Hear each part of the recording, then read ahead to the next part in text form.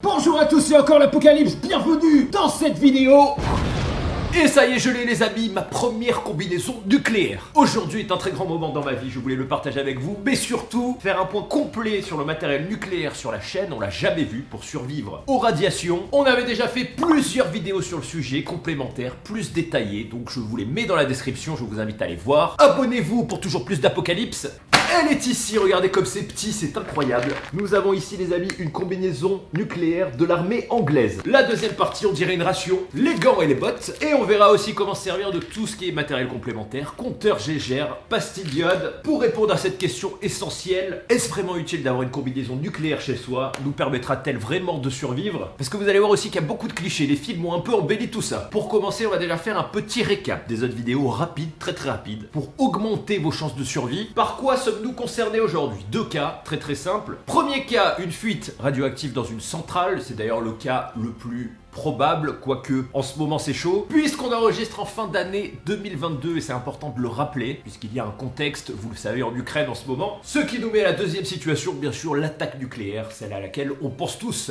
Et même les Anglais, puisqu'ils ont des gens aussi intelligents dans leur gouvernement que dans le nôtre, c'est-à-dire que, vous vous rappelez la crise Covid, on s'est mis à commander des masques quand c'était trop tard. En Angleterre c'est un peu pareil, il y a même pas quelques mois, ils ont refait tout leur stock de combinaisons nucléaires militaires, et donc les anciennes, on va regarder ça, datées de 1991, en date de fabrication, alors elles sont toujours bonnes d'ailleurs, puisque c'est sous vide, c'est étanche, et elles ont été revendues sur le marché noir, et comme nous sommes des chanceux, nous en avons pris plein. Pour cette vidéo, à seulement 30 € la combinaison nucléaire, c'est une affaire. On parlera budget après. Dans ces deux situations de survie, dans tous les cas, ce qu'il faudra faire, c'est s'éloigner le plus possible de la radioactivité, prendre bien sûr des pastilles d'iode, et on y reviendra après pour les explications, et être tout simplement, c'est la règle partout, le moins contaminé possible. Dans le cas d'une attaque nucléaire, on l'avait vu normalement, combinaison ou pas, vous serez mort. Puisqu'on a toujours en tête les images des bombes nucléaires de la Seconde Guerre mondiale, aujourd'hui c'est extrêmement plus, beaucoup, des tonnes de fois plus puissant. Une seule bombe nucléaire pourrait raser la France entière. Peut-être qu'à Nice on survivra du coup, puisqu'on est en extrémité. Moi si j'étais obligé d'en lancer une, franchement je la mettrais sur Paris, parce que autant y aller, autant se lâcher, puisque si stratégiquement parlant, ce serait le plus intéressant. Puisque tu auras peut-être le temps d'en lancer qu'une seule avant de recevoir une autre, donc peut-être qu'à Nice on sera en extrémité, je sais pas. À Paris c'est fini, il y aura plus de Parisiens sur Terre, malheureusement. Fini les conneries, j'essaye de prendre ça un peu positif, parce que c'est un peu lourd comme vidéo. Petit rappel en cas d'attaque nucléaire, donc il y a une zone de déflagration où tout le monde est mort, il y a une zone de choc sismique qui est plus large, où là vous pourrez survivre à quelques conditions d'avoir les bons réflexes dès le départ. Se cacher. Premier réflexe, se cacher dans un bâtiment en béton tout de suite, sachant que vous aurez que 15 minutes entre le moment de l'explosion et le moment où vous serez mort en restant dehors, donc irradié, brûlé, etc. En étant au bout vraiment de la zone de déflagration, ça fait Nice à peu près, du coup c'est parfait. Dans un bâtiment en béton, pourquoi? Parce que ça protège accessoirement des retombées radioactives. Ces retombées radioactives qui vont vous tomber sur la gueule, donc à partir de 15 minutes aussi, donc d'où les 15 minutes, et qui vont tuer tout le monde après, tous les gens qui ont survécu, donc se planquer dans un abri en béton, ça peut être simplement un immeuble, et attendre 48-72 heures. Pourquoi? Parce que déjà, la première erreur mortelle, ça va être de ressortir tout de suite après, sachant que les retombées radioactives diminuent de 50% en 1 heure, de 80% en 24 heures. Donc les premiers qui ressortent sont morts, en fait, irradiés. Ceux qui restent un peu plus longtemps, ils ont déjà plus de chance. Donc ça, il ne faut absolument pas l'oublier, plus bien sûr pour se décontaminer, se doucher, mais on va le voir après. Vous avez ça tout en détail dans les anciennes vidéos, dans la description, je vous invite à les voir. Comme vous voyez, il n'y a pas grand chose à faire, alors du coup, est-ce que la combinaison est utile? Allez, on va l'ouvrir, et bonne question. Alors il y a un problème, et un truc qui est très faux, que vous voyez souvent dans les films apocalyptiques, c'est qu'une combinaison nucléaire, c'est fait pour protéger à faible dose. À haute dose radioactive, ça ne marche pas, c'est pour ça que malheureusement, et on l'a vu aussi récemment, les mecs, notamment je pense au Japon, qui sont intervenus dans les centrales, ils avaient beau avoir tout l'équipement qu'ils voulaient, ils sont quand même morts. Ils y sont allés en sachant qu'ils allaient mourir, les pauvres. Allez, on l'essaye et on fait un point sur tout ça, sur comment tout utiliser bien, parce que vous allez voir que c'est pas si évident que ça comme matériel. Petit rappel qui est important, sachez que les masques à gaz sont interdits en France et considérés comme une arme de guerre. Donc ceci est un masque de déco, masque et cartouche. Bienvenue en France, voilà, c'est comme ça. Et ça va sûrement pas changer, je pense, avec les risques terroristes. On va y revenir après, parce que ce n'est pas le cas dans tous les pays européens, donc notamment en Allemagne. Alors est-ce que ça a changé ou pas? Je ne pense pas. Ouvrons cette combinaison. Nous avons ici du coup le haut et le pantalon. Les chaussures, elles pèsent 3 tonnes. Et les gants. Attendez, je monte sur la balance. Je suis choqué par le poids parce que c'est très lourd, surtout les chaussures. On atteint 4 kg de vêtements. Les chaussures doivent faire la moitié. On commence les amis du coup par les gants. Les 3 sont NBC. Alors on peut voir que tout est sorti en même temps parce que même les gants c'est années 90. Et même s'il y a écrit chimique protection ici, Merde. On peut lire par là CBR, donc radiologique et chimique. Ce sont bien des gants NBC, donc nucléaire, bactériologique et chimique. Généralement, ça va ensemble. Ah, il y a des sous-gants. On a des petits sous-gants en coton avec des gros gants. Alors, je sais pas si ceux-là viennent vraiment de l'armée ou pas. Mais je suppose que ça fait quand même un sacré hasard. Que tout soit de la même date et tout sorte en même temps. Il y a des mecs chez les Anglais qui ont quand même paniqué. Ils se sont dit putain, s'il y a un truc, on a rien, tout est vieux. On passe à la veste. On est en 2022, après l'excuse officielle, peut-être aussi de dire on refait notre stock tous les 20 ans, puisque c'est de 91 et on a pris une année de retard. Mais ça fait quand même un sacré hasard. Donc là, nous avons le haut. Vous pouvez faire pause pour lire avec la date de fabrication ici. C'est dur. Comme du bois, c'est hyper bien, le packaging est incroyable, mais vraiment incroyable. C'est fait comme les meilleures rations, c'est sous vide et je peux vous dire même que c'est séché à l'intérieur. Alors, est-ce que c'est un pantalon? Je vous ai dit une veste, je sais pas ce que c'est. C'est le pantalon en fait, c'est la veste qui est plus lourde, oui c'est logique. Waouh, ah ouais, la matière est incroyable dedans. Alors, vous le voyez pas, mais c'est plastifié en fait. C'est une sorte de plastique. Ça sent bon, qu'il faut démouler à l'intérieur puisque le plastique se colle. Alors, sachez que déjà, je peux vous dire qu'on crève de chaud dedans. Mais vraiment, on crève de chaud à mon avis. Je l'ai. Alors, le pantalon n'est pas trop lourd finalement.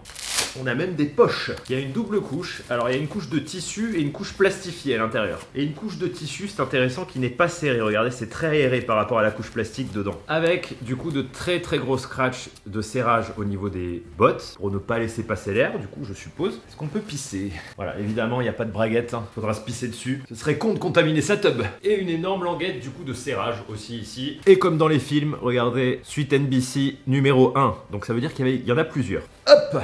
Avant de tout mettre, on va tout ouvrir. Ah, le packaging est incroyable. Regardez l'air qui se remplit. Attendez, faut pas que je la perce. Donc, même modèle, toujours. Mais pour la veste. Putain, j'espère qu'ils m'ont pas envoyé 2 pantalons. Le système de dépliage est le même, non? Non, c'est une veste, c'est bon. Waouh! Avec la capuche, bien sûr, puisque ça sert à rien. Waouh, c'est beau. Oh, putain, je suis tellement content. Regardez comme c'est classe. Ça ira tellement bien dans les vidéos apocalyptiques. Par contre, c'est serré, hein, putain. Il y a plein de scratch et une énorme fermeture éclair. Je dirais un gilet pare-balles quoi. Regardez le revêtement. Ouais, c'est beau. On va tout mettre, juste on regarde les chaussures.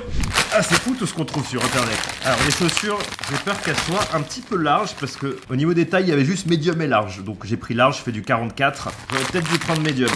Oh, ça sent le plastique. Mais vraiment le neuf quoi. Je dis chaussures, mais ce sont bien sûr des bottes. Waouh, le truc est... Alors là, il y a un truc que je comprends pas. Attendez, il y a vraiment un truc que je comprends pas. Parce que, est-ce qu'on aurait raté? On va voir quand on met le pantalon. Une sous-couche d'habits dessous. Normalement, non. Parce que regardez la largeur des bottes, les gars, c'est un peu... Bon, c'est parce que ça doit se serrer. Ouais, il y a un système très élastique pour serrer. 3 systèmes, d'ailleurs. Ah, c'est trop beau. Cette botte est incroyable. J'ai enfin les mêmes loots dans la vraie vie que dans les jeux vidéo. Allez, on va les mettre. Alors, normalement, ça se met habillé. Déjà, premier constat, ça va être très long à mettre. Donc, n'oublions pas, l'utilisation, c'est pas fait pour survivre au sens apocalypse. C'est surtout fait pour pouvoir aller au niveau militaire dans des zones radioactives en cas de pépin.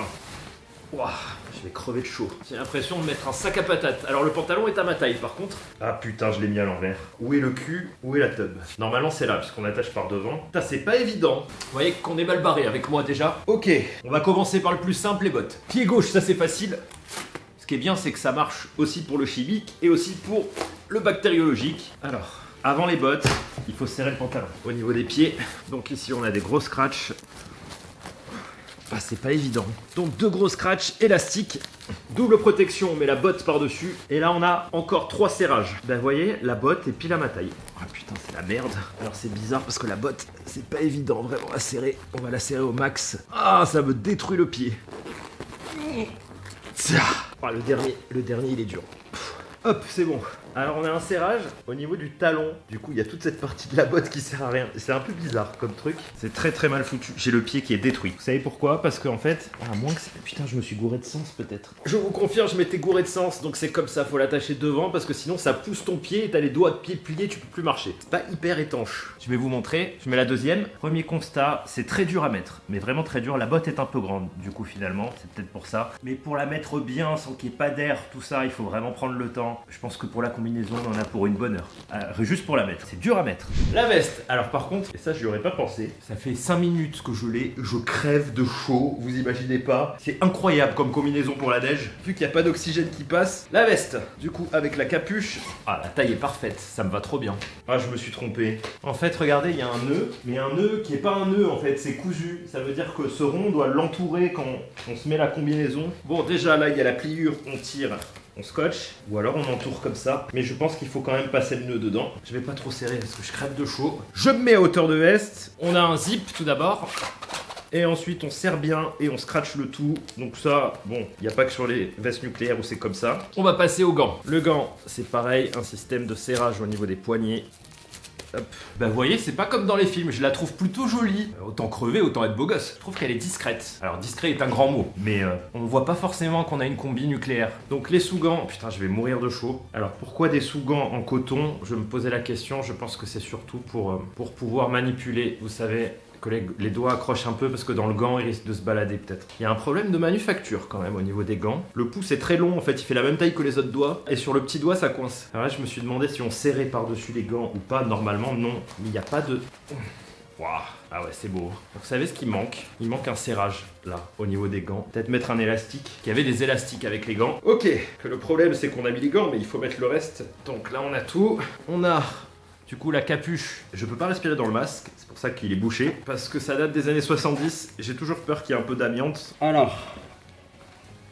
Ah putain, par contre, vous voyez, il faut être deux, parce que tu peux pas l'attacher. Bon, j'étouffe. Ou alors il faut une glace, mais là je comprends. C'est bon, regardez comme on est beau. Eh ah putain, c'est trop cool. Belle combinaison, hein. Vraiment, voilà. Bah maintenant je suis prêt les gars pour l'apocalypse, on est bien. N'empêche, ça fait un peu l'attirail pour les films, je trouve. On peut enfin faire un film sur la fin du monde. Waouh. Qu'est-ce que j'ai chaud, je vais l'enlever. Je transpire déjà. Ça fait une tenue d'hiver incroyable, mais vraiment incroyable. Aucun air qui passe, on crève de chaud quoi, vraiment. C'est incroyable. Les gants, ça fait 2 minutes que je les ai, ils sont trempés. Olé, mission accomplie. Alors, premier constat déjà, les films nous mentent. Donc dans les films, on voit souvent les mecs qui sont habillés comme ça, ils marchent lentement, comme s'ils pouvaient pas se déplacer et tout. Je peux vous dire qu'on peut courir très très facilement avec, c'est juste qu'on crève de chaud, mais au niveau des déplacements, il n'y a aucun souci, c'est large, c'est impec, vraiment c'est impec. Pour se déplacer, on peut taper des sprints et tout, juste on perd 4 litres d'eau. Donc le premier problème de cette combinaison, c'est qu'il va falloir boire beaucoup, parce qu'en déplacement, vous allez perdre tellement de litres d'eau, c'est impressionnant. Comment boire? Pour ça, on va parler des masques, parce qu'il y a plusieurs choses à savoir. On trouve des masques modernes, qui sont d'ailleurs assez chers, de l'industrie chimique, avec des filtres. Si on prend le masque militaire brut, celui-ci c'est un masque tchèque des années 70-80. Déjà on remarque qu'il n'y a absolument rien pour boire, donc fallait pas boire. La cartouche, donc le filtre bactériologique, chimique et nucléaire, on comptait une cartouche pour 2 à 4 heures. 2 heures plutôt que 4 heures, hein, vous en doutez. Comment on sait que la cartouche n'est plus valable? Bonne question. Je sais que sur les filtres de survie ça se bouche automatiquement. Je sais pas si ça se bouche en particules et que c'est irrespirable, ça m'étonnerait. Mais c'est une probabilité aussi, je pense qu'il valait mieux la changer toutes les 2 heures au cas où. Donc déjà que c'est irrespirable au niveau du corps, les masques modernes hein, ils sont pas mieux, c'est-à-dire c'est toujours assez irrespirable aussi quand on a un masque.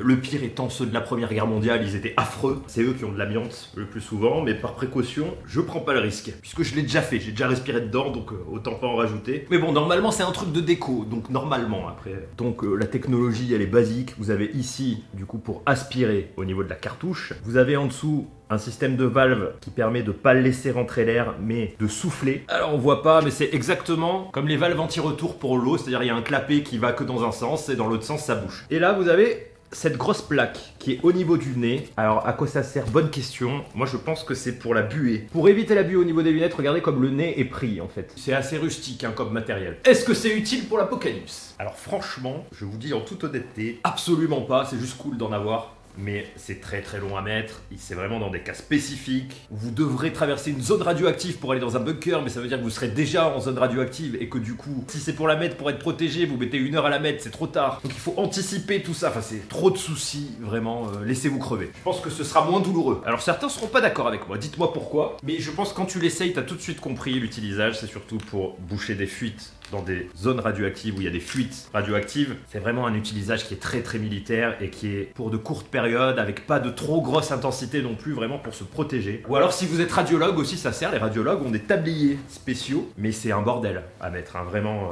faut toute une équipe derrière. Deux produits par contre qui nous sont utiles, nous en tant que civils, ça va être ceci. On va commencer par le plus utile de tous. Donc ce sont ça, les pastilles d'iode. Les pastilles d'iode, vous n'en trouvez pas en France puisque c'est distribué qu'en cas de problème ou si vous habitez près d'une centrale nucléaire, vous pouvez en avoir chez vous. Pourquoi l'iode? Parce que les particules radioactives vont fortement se fixer au niveau de la thyroïde. Le principe, c'est de saturer sa thyroïde en iode pour qu'aucune particule ne puisse se coller. C'est la protection la plus importante et je vous dirais la plus utile pour nous parce qu'après, dès que les doses augmentent, tout le monde est mort de toute façon. Donc bon, je réfléchissais sur ça, je vous dirais que le plus pratique, à la limite, puisque le principe, je pense, est le même, c'est que ça empêche toute air de passer. En protection minimum, ce serait d'avoir un pantalon et une veste KOE. Voilà, c'est très con. Pour évacuer dans une zone qui serait potentiellement un peu radioactive et après de se doucher direct à mort avec du savon, etc.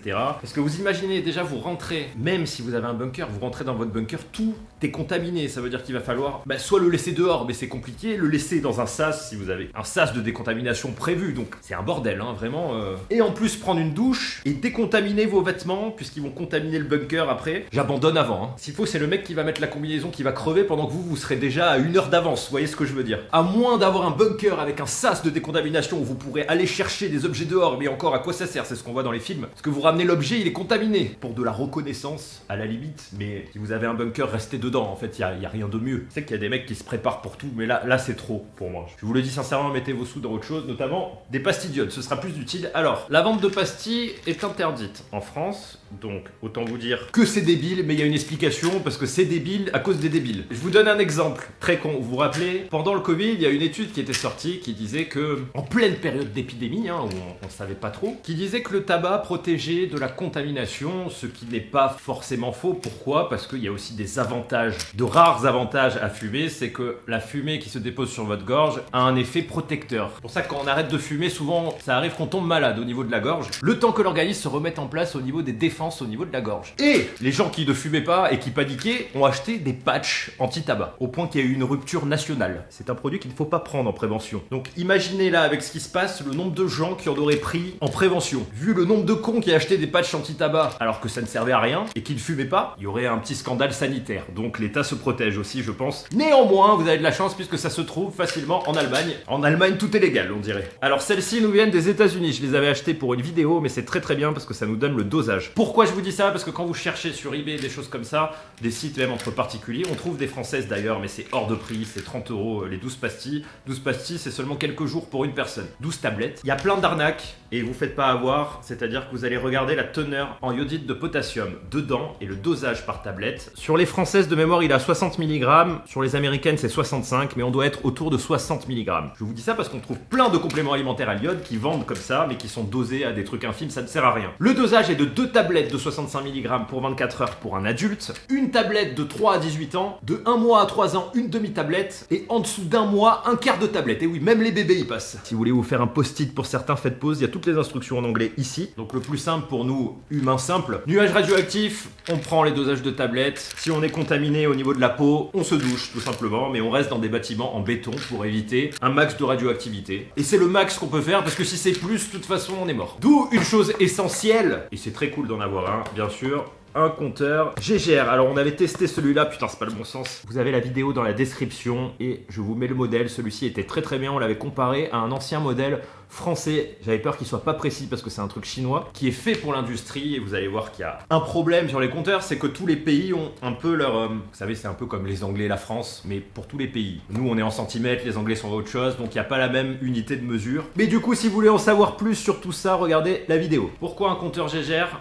Tout simplement, alors celui-ci m'a coûté, je crois qu'il était autour de 80 €, normalement c'est entre 60 et 100 €, pour savoir quand prendre les pastilles en fait, tout simplement, parce que... Et savoir aussi quand plus les prendre. Il n'y a que les Américains qui ont des formats typiques Apocalypse, c'est-à-dire qu'on a beaucoup de tablettes, 30 tablettes, ça fait 15 jours pour une personne. Et je me rappelle, c'était des milli-SV, alors ma pièce est-elle radioactive? Moins qu'à la montagne, du coup de mémoire. Oula. Et le petit tic que vous entendez, c'est simplement les particules radioactives qui tapent. Dernier petit rappel aussi, ce qui est important au niveau de la radioactivité, c'est pas forcément le taux qui soit fort ou pas, c'est surtout aussi la durée d'exposition. Vous pouvez être exposé à un taux faible pendant longtemps, ça s'accumule. C'est comme si on mettait de la merde dessus et qu'on faisait des tas. Bah à la fin vous pouvez plus bouger. Voilà, la métaphore est un peu bizarre, mais on avait fait tout ce calcul justement dans cette vidéo au niveau des dosages. Pour conclure cette vidéo, on est vraiment dans du scénario extrême, mais vraiment extrême. Dites-moi dans les commentaires quelle utilité vous en feriez. Moi je trouve ça incroyable pour survivre dans la neige, parce que c'est étanche et il fait méga chaud. Et en fait c'est top, et c'est pas si lourd que ça par rapport à des vestes de neige. Une utilisation détournée à laquelle je n'avais pas pensé. Et j'insiste énormément sur le fait qu'on ne prend pas ces pastilles en prévention, c'est très dangereux. Même si pour les gens qui réfléchissent un peu, c'est débile de pas en avoir, parce que le jour où on en a besoin, va approvisionner toutes les pharmacies en urgence, tous les gens d'une grande ville. Peut-être que 1/10 en aura à temps. Donc c'est légal en Allemagne, je peux pas vous déconseiller d'en avoir chez vous, n'en prenez surtout jamais en prévention, c'est tout ce que je peux vous dire. Et c'était légal aux States, et j'en retrouve plus. Donc je me demande si ça a pas changé. Voilà. Et c'est peut-être en train de changer aussi en Allemagne, puisque la dernière fois que j'ai regardé, c'était il y a quelques mois. Après, c'est pas parce que c'est vendu sur eBay que c'est forcément légal. Donc je dis peut-être des conneries, c'est juste qu'on en trouve plus facilement. Alors, chose qui est très intéressante, pour vérifier si la combinaison marche, avec le compteur à l'intérieur, seules les particules de l'air qui sont déjà rentrées dedans sont comptées, mais ça ne s'ajoute pas. Donc regardez, je vais faire vite. Hop. On était à... Bah, vous voyez comme ça a bondi d'un coup. On était à 0,01, donc ça marche très très bien. À tester avec un Kawe. J'espère que ça vous a plu, je compte sur vous pour faire péter un max de pouces bleus. On survivra pas, mais on a au moins une très belle tenue pour faire de beaux scénarios d'apocalypse sur la chaîne. J'ai oublié un truc, donc du coup pour boire dans les masques, normalement il y a un système sur certains masques qui est fait pour entrer une paille et qui est étanche. Dans une gourde étanche, dans un système où on aspire. Ça, vous le trouverez pas, parce que là, on est vraiment dans des masques militaires plus récents. Je sais même pas si en France, on a ce système, pour vous dire. Entraînez-vous à suer, en attendant. N'oubliez pas les vidéos complémentaires dans la description. Avec tout ça, je pense qu'on a vraiment fait le tour un peu sur le nucléaire. Vous serez prêts pour l'apocalypse sans forcément avoir de tenue. Mais on va pouvoir se faire quelques simulations, donc abonnez-vous pour la suite. En attendant l'apocalypse, mangez gras et survivez. Allez, à bientôt, ciao!